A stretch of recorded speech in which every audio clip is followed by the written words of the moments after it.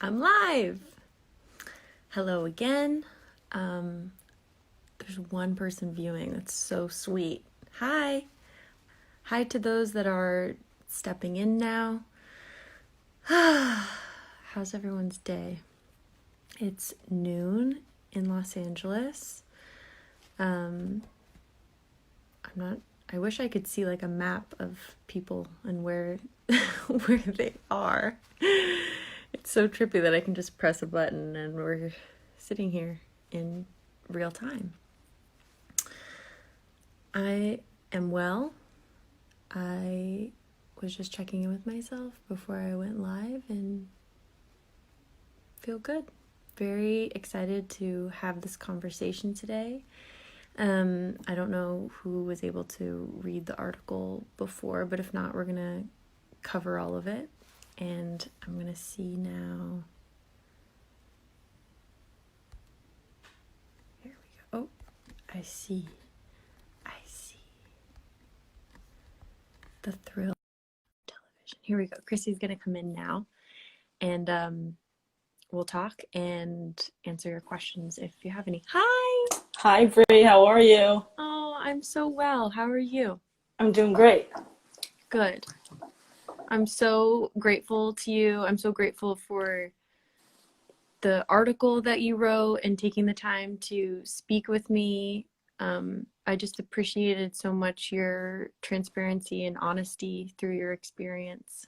Absolutely. Thanks for having me. Yeah. It's an important conversation, so I'm just happy that I'm here and that you're doing it on your platform, which is major. So thanks. Yeah. So for those stepping in that don't know what's happening, what we're gonna these series have been about how this virus has highlighted systems that were already not working.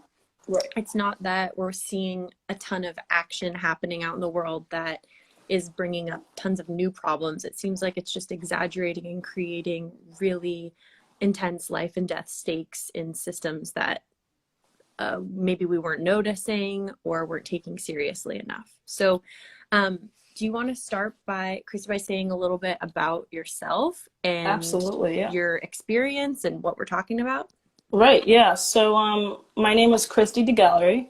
I'm a writer, producer, certified researcher, and most recently I tested positive for COVID-19 about 9 weeks ago.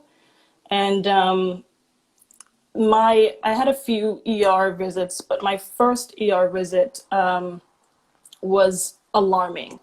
And it can be discouraging for Black and brown people already because you see the news and you see the alarming racial disparities and how many of us are dying from the disease. So it's already kind of discouraging and frightening to go to the ER because you're worried about the experience before it even happened. But when I did get to the ER, I immediately felt self-conscious of how I was displaying my pain and wondering if, are they going to believe that this is happening? Do I not look like how I'm feeling? Should I look more sick? Should I bend over? Like what should I do so that I can be taken seriously? And just to have my temperature taken was a struggle, just to prove that I had a fever. Outside of being tested, just to prove that I had a fever was difficult. And in that moment, I didn't want to think about any kind of implicit racial biases because, you're not feeling well. And when someone's not feeling well, you just want to think about getting better or think about the uncertainties that you have and think about, being sick. But I tried my best to remove that, and I had to face that, okay, this is happening. This is happening to me. Something's off, and we have to call it what it is, and it's having implicit racial biases in the healthcare system. So basically, if no one knows what that means, it's pretty much stereotypes that have been implemented in our systems for hundreds and hundreds of years. And for me, and being a Black person, that can mean that maybe my pain tolerance is not what people may think, or I have a lot of strength, even though I don't. I'm actually a very vulnerable and weak person. But who you're navigating with, those stereotypes may come out either subconsciously or not. May come out while you're having a dialogue with a patient of color. So for me, I realized that was happening. When I left the ER, I found a support group, and I was really excited that I found this support group, and I joined it, but there was a big disconnect.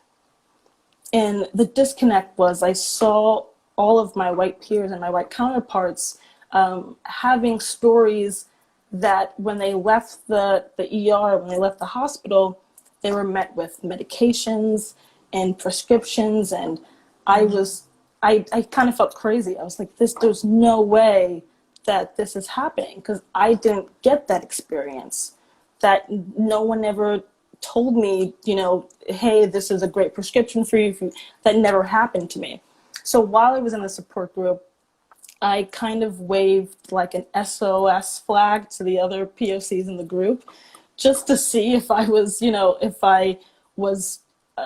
if they related to my misunderstandings of what was happening, the disconnect in the group. And I was not alone.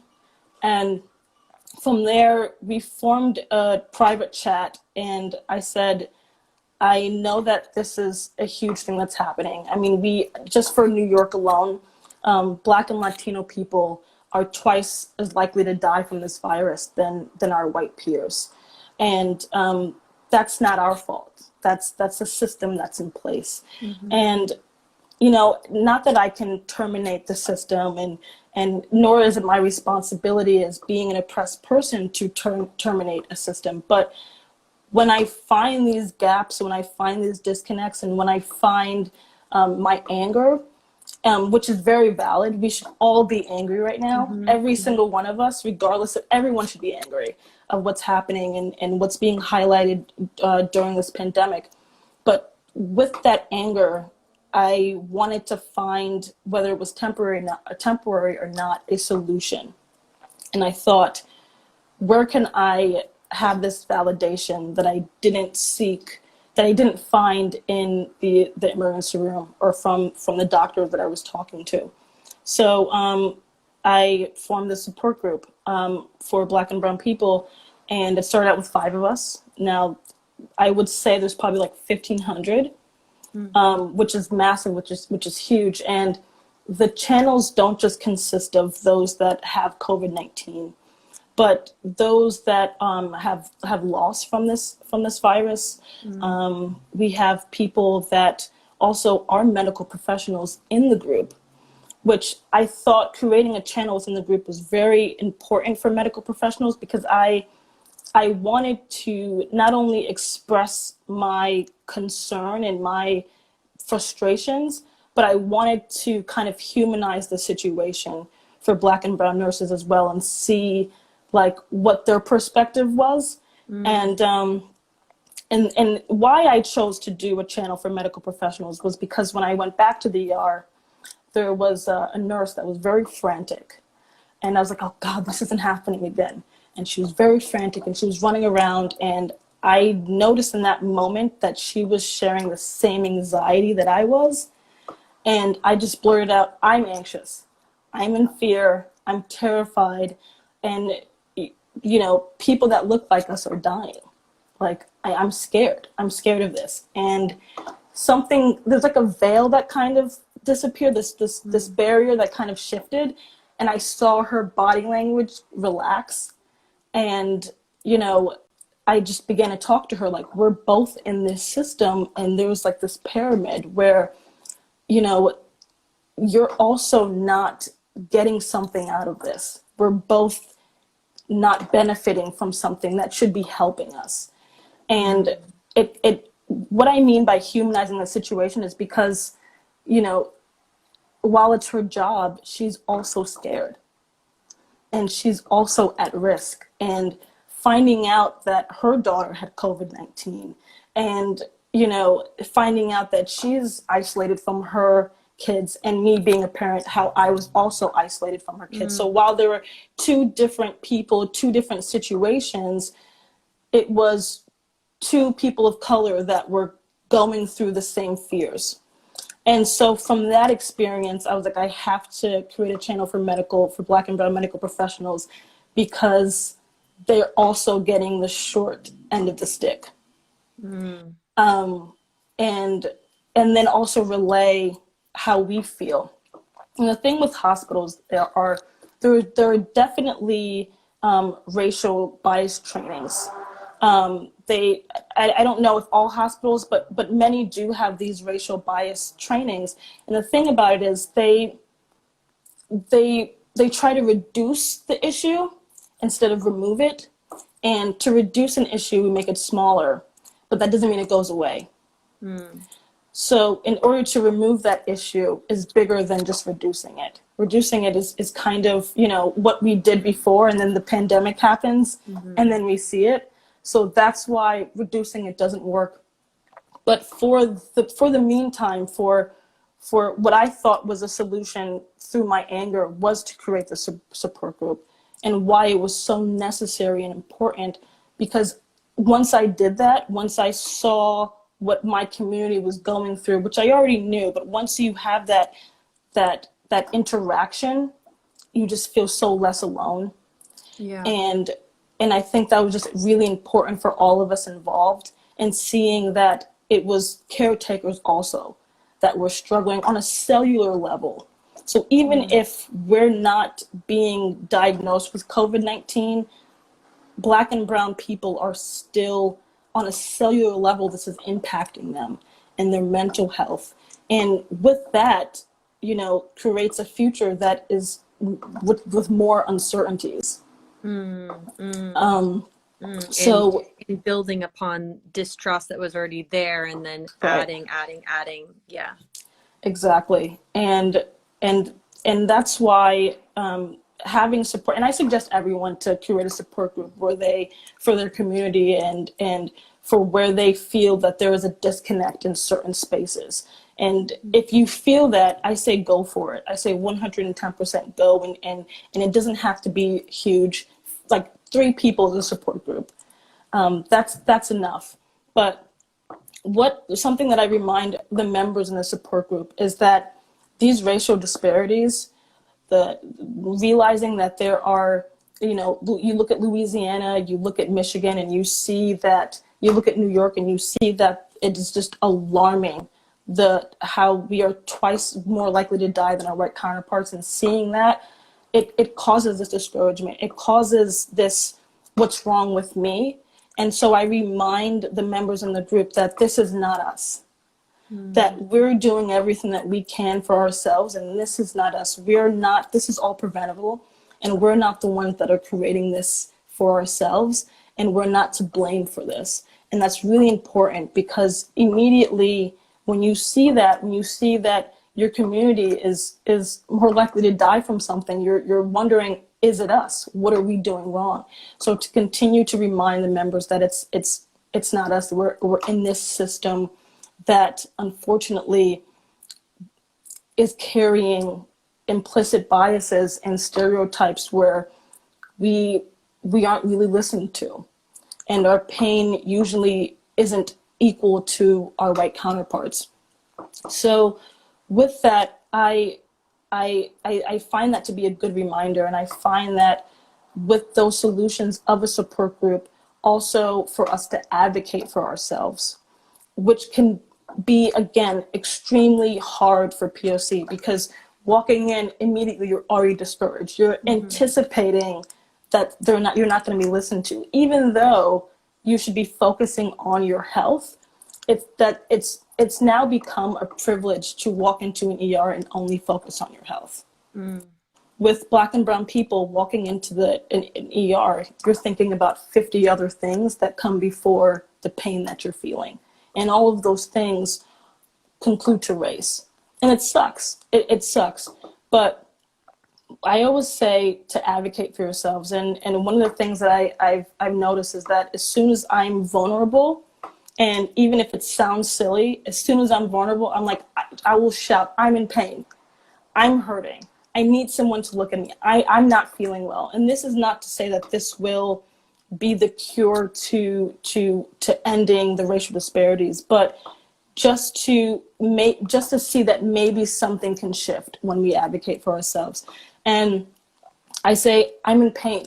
I'm very vulnerable. I announce that I'm anxious. I announce that I'm in fear. I announce that I think I'm going to die. And I demand that my needs be met.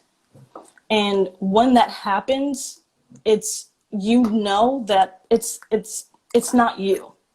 You start to realize you're saying all these things, and you realize, okay, I've been advocating for myself. It kind of breaks down the discouragement that you had about yourself, or the self-consciousness that you had about yourself. I also recommend people in the group to bring a friend with you.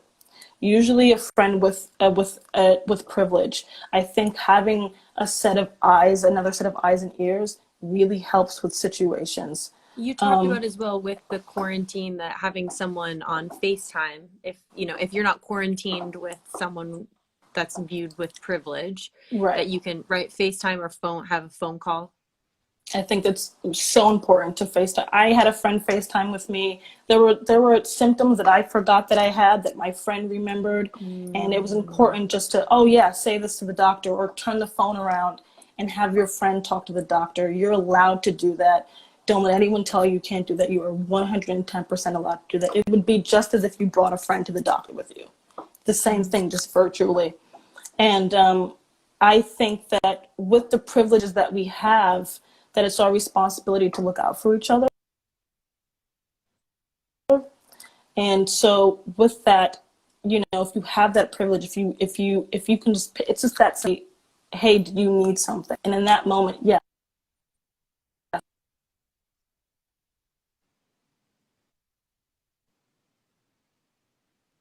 Oh shoot, I do. lost you. Oh, there you are. It's breaking up a little bit. Hopefully it's not doing that for other people. You're capable to write things down. I definitely think that works.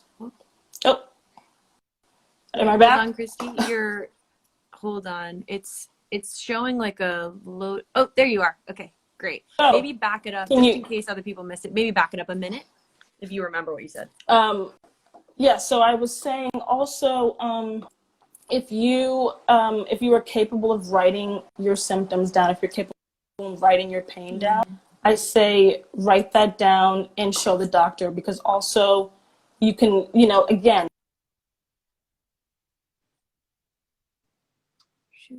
feel really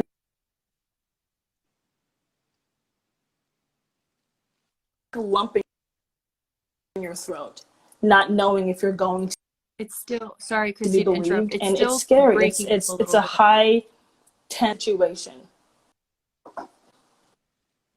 Oh, is it? Are you there? Neither of us moved. I'm trying to think of, should we close out and start again? You're saying such important information. I don't want it to get lost. Yeah. And people are saying that's breaking up on their end too. I'm going to post this and okay. Sorry about that. It's live.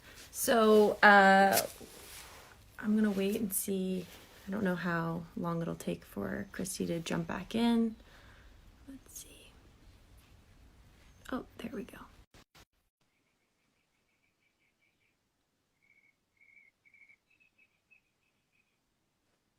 Connecting. Hi. Can you hear me? Can you see me? Yes, now I can.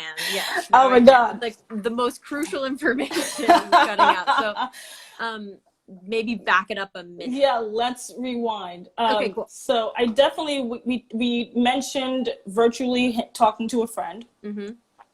And I also mentioned writing your symptoms down, writing your pain down, because again, for POC entering, you kind of do get shell-shocked, and it's a fast-paced environment, and you kind of are like, already, again, like I said, the subconsciousness, you feel discouraged. And sometimes, for me, this has happened for me. I went to the ER and forgot half of the things that were happening to me because I was thinking about all the other things that could possibly go wrong.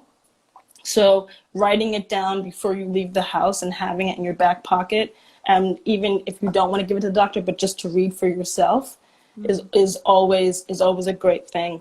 And yeah, and there's this conversation is so deep regarding the racial disparities, and there are, to support this conversation, if anyone wants to know, that there are books that can carry this on, and there's a book called Just Medicine, a cure for racial inequality of American healthcare by. I'm gonna write these down. Oh yeah, for sure. Just medicine. Yeah, Just Medicine. It's a cure for racial inequality in American healthcare by Dana Bowen Matthews. Okay. And another great recommendation that can carry this conversation is Medical Apartheid by Harriet Washington. Okay. Both great. Like this conversation we're having is like a starter pack, but that, like, those books really carry on and dissect how Black and brown people are feeling, how they're being treated, the systems that are in place that again keep us in fear of even going to get help, and that's something that we don't want. And again, talking about how the racial trainings focus on reducing the racial disparities when we need to focus on removing it. Right. Do you think, in hearing you talk about the training, I'm wondering if it's just like it's about living it and not so much about completing a training course. Yeah. Does that sound right? Yeah. It's and I think it's unfortunately it's kind of checking it off a list.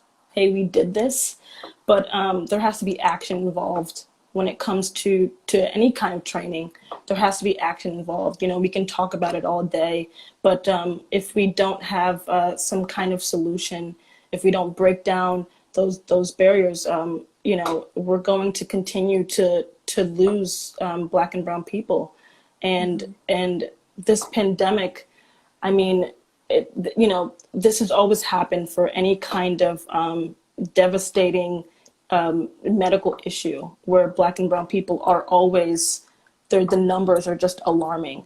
And how long are we going to continue to see this? Like, we can't wait for the next pandemic for this to happen. So it's really important for us to focus on what we can do for Black and brown communities. And again, that reminder that it's not the oppressed fault for getting sick. That's the biggest reminder. And I know a lot of people feel that way because at times I felt that way. This is my fault. If something happens to me, it's my fault. But it's not. And again, I think with privilege comes responsibility, and I have privilege and I have responsibility, which is why I wanted to start the support group, because I knew that with any kind of platform, with any kind of voice, that we can have a bigger conversation, and the people in my community can be seen by one another, and what they were seeking when they were in the ER, they can get validation in community with us. What's the process for people to join the support group? So there's a link in my bio, and so we do it by numbers. So the first 15, pretty much the first 15 a day will be swept in. And there's a co-admin, so it's me or co-admin, and they handle all of the pretty much vetting, because we do get time. So pretty much vetting and the rules. There's rules when you sign up, just so that we don't scare people. And there's no medical advice within the group, but there are medical professionals, and even the medical kind of advice. But it's also for them to vent. So it's pretty much different channels. Caretaker, if you are someone that lost someone to COVID, you can you can join. It's if you have victories and success stories, which is something that I love, which is something that gave me hope while I was sick. Those success stories bring everyone in the group that feel discouraged hope that there's light at Oh shoot, the the end signal's of the going out tunnel. again. We can hear you though, Chrissy, but it's just, oh, there, now you're back. Are you there? Yeah. So yeah, Could hear everything. and It just got frozen. Yes. Oh no. oh, we got frozen. Yeah, hold on. Let's see. It feels like it's like it gets And you it got those needs to books. like catch up to you in real time. Okay, now you're back. Am I back? Okay, great. I think so. Great. It cuts out a little bit, but we could hear all of your audio. And yeah, and to carry this conversation, important. But again, to carry this conversation, those books that I mentioned are really, really important and dissect more into this conversation. And I re-advise and recommend everyone to read those books. Yeah, I'll Because post. again, this So, is like a oh, starter sorry pack. if I'm This is cutting the you off. It's like introduction we're into now something our that is signals are out of sync now. that's But I'll really post the links for the important books and as long something as. that's damaging.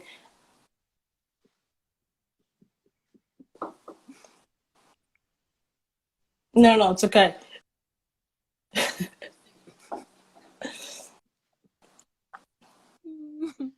Great. That's good. That's good. That's good. Yeah, I mean, I think I covered so much, and like, there's so many people that have these stories, and it's just important to them. And oh, you cut out. No, you're back. I cut out. I know the signal. This is this is the thing There I you love are. about live. Can you hear me? We don't know. Anything can happen. Okay, great. Yeah. People are saying maybe if you disconnect another device, but I don't know how that works. I don't know how the I don't know technology. Ah! I Can you know. hear me? Yeah, I can. Is there anything else, just since the signal's cutting out, that you want to add or wrap up with? But Okay. otherwise, I feel like you covered everything we talked about on the phone that feels really important and for this period of Anything time. can happen. Shoot, it cut out again. Okay, I'm gonna end and we'll do a wrap up. Oh, wait.